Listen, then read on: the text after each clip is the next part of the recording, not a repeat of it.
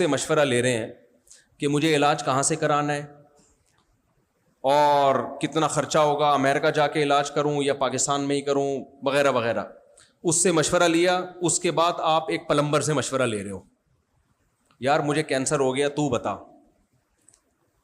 وہ کہے گا یار ابھی آپ تھوڑی دیر پہلے کس سے مشورہ لے رہے تھے؟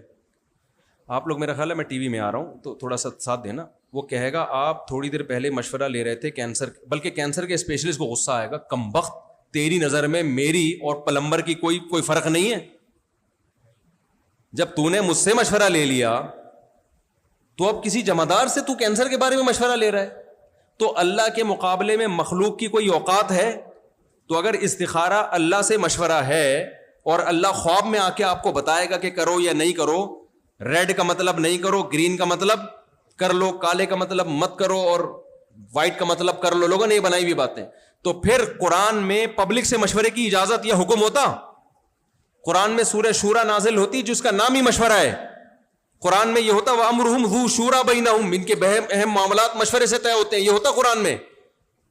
تو اس سے صاف پتہ چلتا ہے استخارہ مشورہ بولو نہیں ہے. جب مشورہ نہیں ہے تو جب ہم کسی سے مشورہ لیتے ہیں تو سامنے والا اپنی رائے دیتا ہے, جب مشورہ نہیں لیتے تو رائے دیتا ہے پھر وہ, بلکہ ہم اس کو ڈانٹ دیتے ہیں کہ میں نے آپ سے پوچھا ہے. ایک بھکاری کے پاس نا ایک خاتون کے پاس ایک بھکاری آیا, ہٹا کٹا تھا, اللہ کے نام پہ کچھ دے دو. اس نے کہا شرم نہیں آتی اتنے ہٹے کٹے ہو کے بھیک مانگتے ہو؟ اس نے کہا میں بھیک مانگ رہا ہوں, مشورہ نہیں مانگ رہا آپ سے. جو مانگ رہا ہوں وہ دے سکتی ہیں تو دیں, باقی چیزیں جو نہیں مانگی ہیں وہ دینے کی بالکل ضرورت. بولو ہم مجلس میں بیٹھے ہوں, کوئی بات کر رہے ہوں, بیچ میں کوئی مشورہ دے, ہم کہتے ہیں نا بھائی صاحب میں نے آپ سے مشورہ مانگا, کیا خیال ہے بھائی؟ تو اگر اللہ سے یہ مشورہ ہوتا تو اللہ جواب دیتا, اور جب اللہ جواب دیتا تو مخلوق سے مشورے کی اجازت نہیں ہوتی. تو استخارہ پھر ہے کیا بھائی؟ بھائی استخارہ ہے اللہ سے خیر طلب کرنا, اللہ سے دعا مانگنا. اللہم ان کنت تعلم, اے اللہ اگر تو یہ جانتا ہے کہ یہ عمل تیرے لیے میرے علم میں بہتر ہے تو مقدر کر دے اور اس میں برکت دے دے, بہتر نہیں ہے تو مقدر نہ کر, ہٹا دے اس کو یہاں سے. اب کرنا کیا ہے استخارے کے بعد؟ جب اشارہ کی کوئی حیثیت نہیں ہے تو کرنا کیا ہے؟ جو استخارے سے پہلے کرنا ہے وہی استخارے کے نہیں آئی بات کر.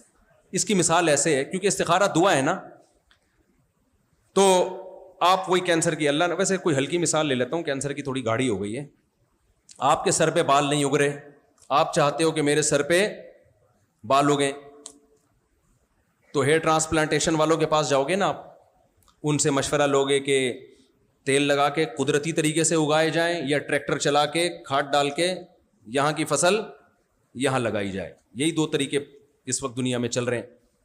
اور پھر کس ڈاکٹر سے علاج کیا جائے؟ تو آپ نے, میں بات ہی دماغ سے نکل گئی میری جو میں مثال دینا چاہ رہا تھا, یہ کینسر ہی کی ٹھیک تھی یار. اس میں ایک سگریٹ کے ڈبے پہ لکھا ہوا ہوتا ہے نا, خبردار سگریٹ کینسر کے لیے نقصان دہ. ایک آدمی دکان پہ گیا, اس نے سگریٹ خریدی, اس پہ لکھا ہوا تھا خبردار سگریٹ پینا مردانہ قوت کے لیے, مردانہ قوت کی کمزوری کا ذریعہ ہے. اس نے فوراً واپس کی بولا وہ کینسر والی دے دے بھائی, تو کون سی دے دے, لوگوں کو کینسر قبول ہے, دوسری بیماری قبول, کہتا مر جائیں. تو میرے ذہن سے ہی وہ مثال نکل گئی جو میں دینا چاہ رہا تھا. ہاں آپ گئے ڈاکٹر کے پاس, ڈاکٹر نے آپ کو مشورہ دیا بھائی کینسر کا یہ علاج ہے, یہ علاج ہے, یہ علاج ہے. مولوی صاحب کے پاس گئے, مولوی صاحب نے کہا بھائی میں ڈاکٹر تو نہیں ہوں لیکن میں دعا کر دیتا ہوں.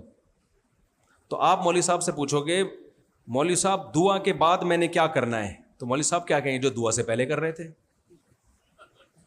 کیا خیال ہے بھائی دعا سے پہلے جو کر رہے تھے کیا کر رہے تھے؟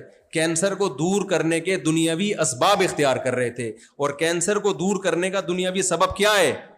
کینسر اسپیشلسٹ کے پاس جانا. تو وہی پہلے بھی تھا, دعا کے بعد بھی کیا ہوگا؟ وہی ہوگا. تو استخارہ بھی دعا ہے, استخارے سے پہلے بھی وہی کرنا ہے جو استخارے کے بعد کرنا ہے, کوئی نیا کام نہیں کرنا. پھر ایک سوال پیدا ہوتا ہے, پھر جب یہ دعا ہی ہے تو پھر دعا ہی ہو نا, یہ استخارے کی الگ سے کیا ہے کہ 2 رکعت پڑھ کے اس طریقے سے دعا مانگی جائے؟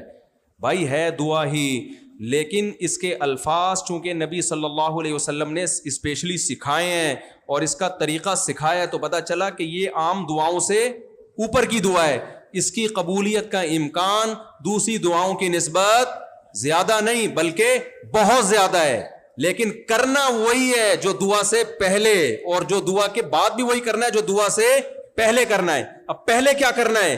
کامیابی کے اسباب اختیار کرنے، اور کامیابی کے اسباب میں سب سے اہم ترین سبب ہے اس کام کے ماہرین سے مشورہ لینا۔